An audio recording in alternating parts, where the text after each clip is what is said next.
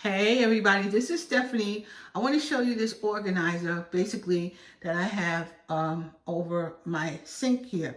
This is like a place where you can dry your dishes and cups and things like that. So as you can see, this little corner right there, that is for the knives. So when you wash your knife, you can put it over there. It can hang out and dry over there. Then that's little spot on basically this side.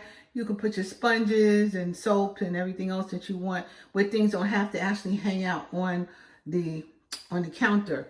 And then up here is another spot you probably would put maybe your glasses and other things like that. Plus, as you can see, it has a place where you can put the rest of the utensils, let them dry.